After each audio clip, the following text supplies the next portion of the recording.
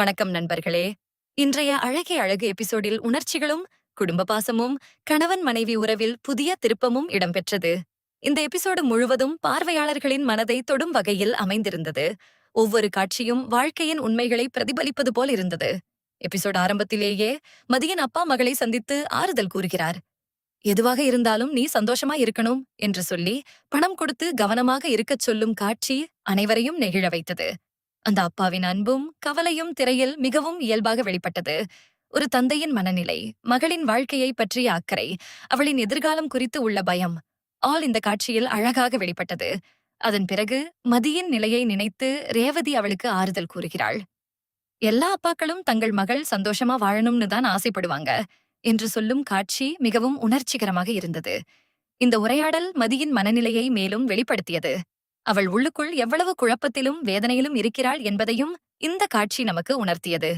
மறுபக்கம் சுரேஷ் தங்கராஜிடம் மனம் திறந்து பேசுகிறார். மதியை என்னால் புரிந்து கொள்ள முடியல என்று வருத்தப்படுகிறார். அவன் மனதில் இருக்கும் குழப்பமும் குற்ற உணர்வும் தெளிவாக தெரிகிறது. அவன் செய்த தவறுகளை உணர ஆரம்பித்தாலும் அதை எப்படி சரி செய்வது என்று தெரியாமல் தவிக்கிறான். அப்போது தங்கராஜ் சுரேஷுக்கு முக்கியமான அறிவுரை கூறுகிறார். கோபத்தால் எந்த பிரச்சனையும் தீராது. அன்பு காட்ட ஆரம்பி. மதிக்கு தேவையானது காதலும் அக்கறையும் தான் என்று சொல்லி மனைவியுடன் புதிய வாழ்க்கையை தொடங்குமாறு சுரேஷை ஊக்கப்படுத்துகிறார். இந்த வார்த்தைகள் சுரேஷின் மனதில் ஆழமாக பதிந்தது போல தெரிகிறது. ஒரு பெரியவரின் அனுபவமும் வாழ்க்கை அறிவும் இந்த உரையாடலில் தெளிவாக தெரிகிறது.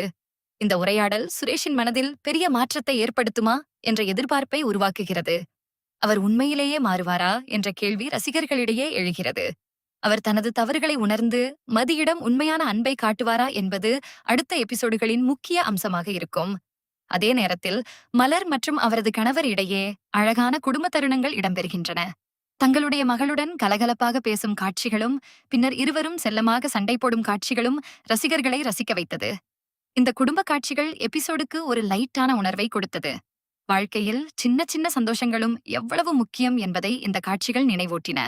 மேலும் வீட்டில் நடக்கும் சிறிய சிறிய சம்பவங்கள் கூட கதைக்கு உயிர் கொடுத்தது. ஒவ்வொரு கதாபாத்திரமும் தங்களுடைய உணர்ச்சிகளை நன்றாக வெளிப்படுத்தியிருந்தனர். கதையின் ஓட்டம் எங்கும் சலிப்பில்லாமல் பார்வையாளர்களை தொடர்ந்து ஈர்த்தது.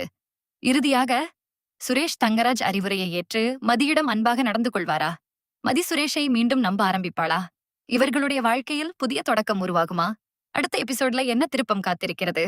இந்த எதிர்பார்ப்புகளோடு இன்றைய அழகே அழகு எபிசோட் முடிந்தது நண்பர்களே. வீடியோ பிடிச்சிருந்தா லைக், ஷேர், சப்ஸ்கிரைப் பண்ண மறக்காதீங்க.